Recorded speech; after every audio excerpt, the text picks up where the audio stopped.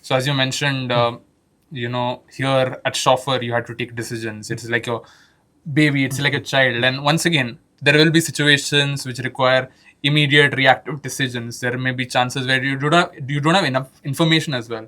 So how you make sure that you take decisions at a point which helps the company and doesn't affect it in a negative sense. Best judgment, right? At all times, best judgment. If you don't have information but you're required to do something, you do what you think is. I mean, that's no different from any situation in your life, right? Whether you have info or no, you always decide. What is the best thing I can do right now, right? And if it's a small thing, it's a reversible thing, then you say, okay, let's do this for now. If it doesn't work, we'll try something else. But even if it's a big thing, like, you just take a call. That really is at the heart of it. What was unexpected, most unexpected? You didn't even imagine this kind of work out to do at a startup where you hadn't done it in your corporate life. I mean, between Vikas and I, we used to do customer support for Okay. a good long time. Yeah. Till we hired our first customer support team members. We used to do CX for the longest time. Like, Vikas would do nights and most days. But every time he was out or not available, I would chip in. So that was a thing. Never planned for that when going into this. So coming to our third segment, we want to explore the startup life, the unfiltered startup life. So startup life often means facing rejection daily. You see some days highs and some days lows. So how do you keep your confidence alive when the doors keep closing? I don't know. You look at the bright side. You go back and look at your Excel model and say, hey, dude, this is like, we need to make this happen. And that gives you some hope. You talk to your friends, you talk to your partners. Yeah. I mean, yeah, that's kind of pretty much that. Like, for us, especially, like, the kind of strong brand recognition that we see is very important personally. Like, if you're feeling, oh, this is not working out, that is not working out, we are not able to do this thing, whatever it is, as fast or as early as we would like. I mean, I every once in a way just go to Twitter and type Shoffer and search and see how we have made a difference to people's lives, and that brings you back a little bit. So today we see, the startup culture in India. A lot of founders are, in a glamour sense, they are seen as role models, as well as there are people who are not in a lot limelight. So once again, at our campus, at our university, also there's an incubation center which helps the startups with funding and networks connections. There are people who are working also on the startup idea. So can you tell me on the basis of your experience, what is like the hardest startup reality truth that no founder tells you? I won't tell you then, right? No, it depends on what you are trying to do and what your situation is, and what kind of situation the world is in. For example, right?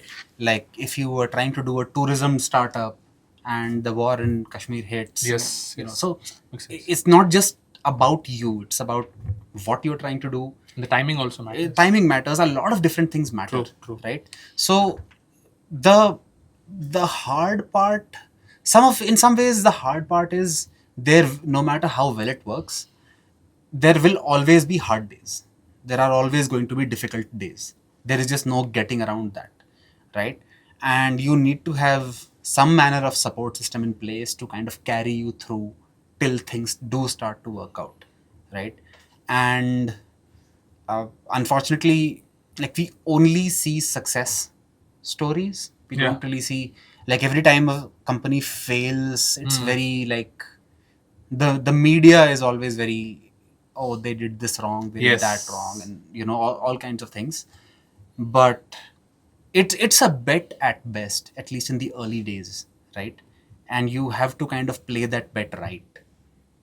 It's not if you start up and it's either crazy success or crazy failure. It doesn't work like that, right? And every crazy success has been 6-8 years in the making, but it doesn't seem like that to anybody. Or like, this guy did this and now it's 1,000 crore company. It didn't happen in a day.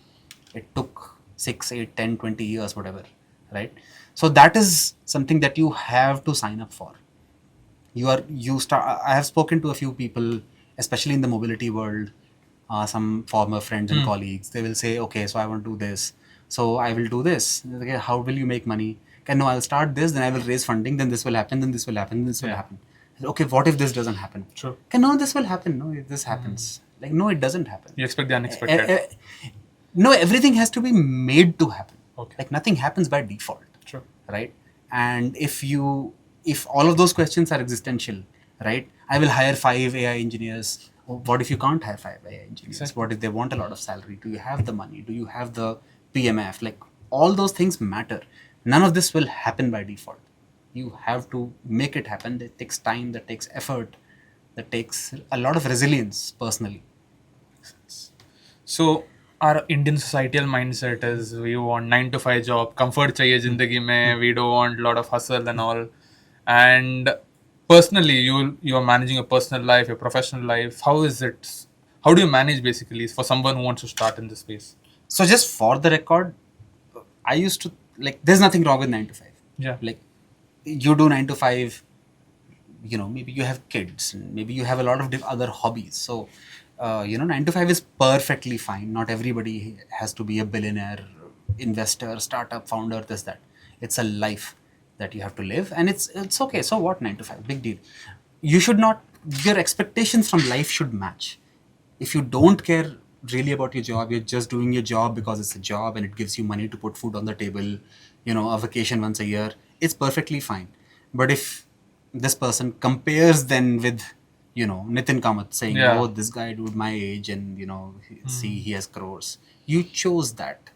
So no problem. Do your 9 to 5, chill in life, perfectly okay, but have matching expectations. That is really the problem where all of this sort of goes wrong. And for us, like for people who are doing, a lot of the grind and hustle and this and that, you have to make time for your family. Like, at least it has to be a conscious choice. Like, all of these things have to be conscious choices. Like I said, nothing will happen by default. If you spend 7 days working, then your wife is going to complain. You are going to have to deal with that. Yes. And you should. So you mentioned startups are high pressure environment, and what's one thing about leadership you only understood after becoming a founder?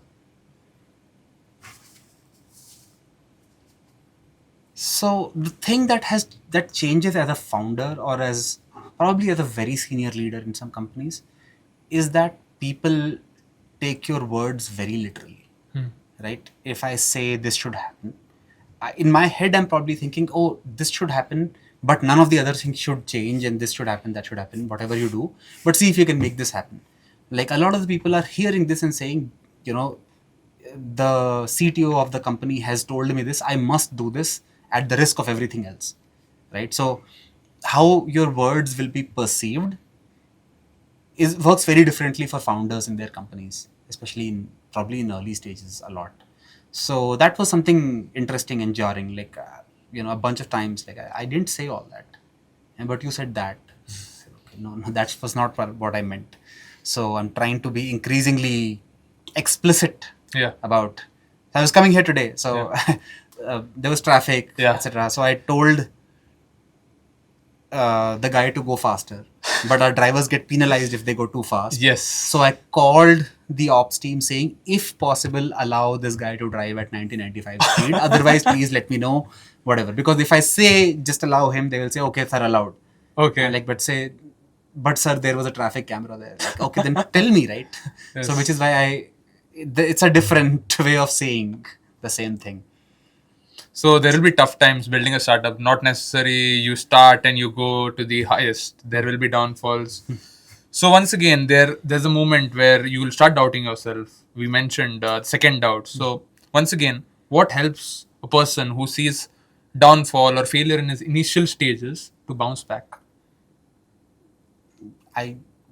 Again, probably different for different people. This will vary based on the kind of problem you are facing, as well as the kind of person that you are, right? Everybody's coping mechanisms are different, right? So I think having friends and family, etc., that you can talk to, or maybe not talk to, and they will not talk to you about it, and they will always be like, you do what you want to do. You're doing fine. That sort of thing works, right? So everybody has their own method. You can look at Do you believe in that vision? Does it seem like it is working out? Does this thing feel temporary? Are you able to sort of dissociate yourself from the current problem and say, okay, we came this far, and now maybe this is a bit of a difficult phase. Let's push through. Let's push through, right?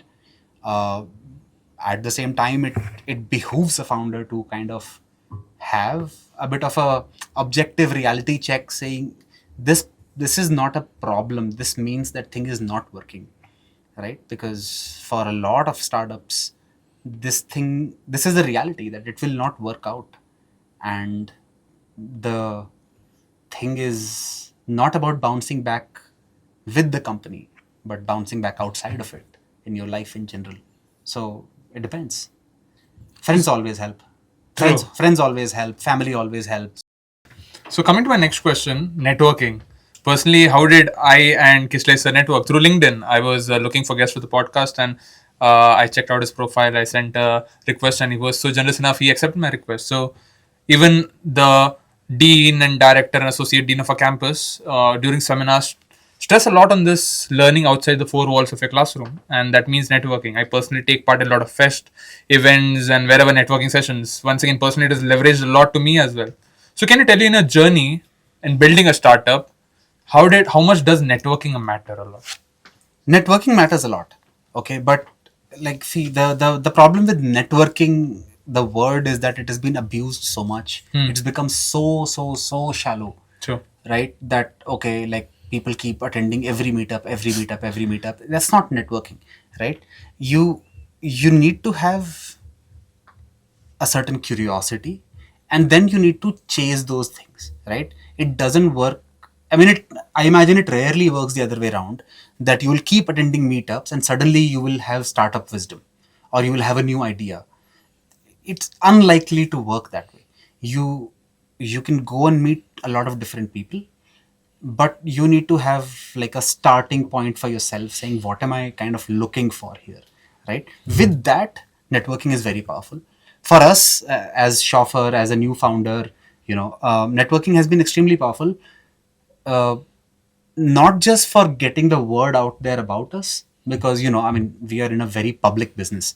So, like, I don't have to go to a meetup and say Chauffeur is this, Chauffeur is that. Like, car is running on the road, so, and with big bold Chauffeur written on it, so people do get to see it, right? True. So we go to meetups to meet people, and then it turns into a working relationship, and a lot of people have spent a lot of time with us just helping us out, right? So it's not just going to events and networking.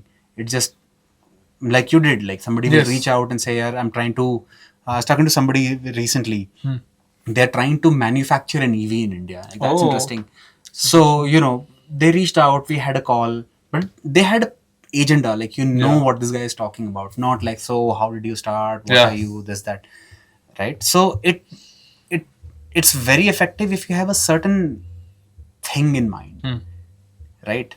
Otherwise, it is as helpful as meeting friends. Then it's a very different story. So once again, since we all are students and it's a student-centric podcast as well, so a lot of times, especially being in third year, even we are confused. What is the road ahead? Personally, being in commerce, this thought that comes is next MBA, either IIM or study abroad thing. And the last episode where we had guests, they were professionals, and they were telling me that Neil, he was a CA. He was telling me, Neil, CA, after a point of time, it's all about your smartness and networks to go high above the route. Okay, you'll have the technical background, you'll have the knowledge, but why do a lot of CAs still are doing tax filing in their firms, and why still a couple of CAs are doing well in their life? It's all about your smartness. It's all about networks. It's all about where you can reach after a point of time. So even you have a very good technical background. You have BTech engineering, but you are doing a startup and managing finances, different sorts of roles. So how much do you think education leverages, and how much does your on practical learning matters a lot in these experiences? See, both things matter. Like, I am not of the school ki, I don't do BTech, good college doesn't matter, all of that. Right? At the very least, what a good college will do is give you a smart peer group. Okay. So it's not because, tier 2 colleges mein people are not smart. This is not that, right? Think of it from a like I'm working at Myntra, my Yeah. previous gig, right? We are responsive. I want to hire 2 engineers in my team, right? I put up my HR puts a post out or whatever on LinkedIn, right? I get 37,000 resumes, right? Ideally, I would have an in-depth conversation with all of them, but that is just physically not feasible. What is my filter?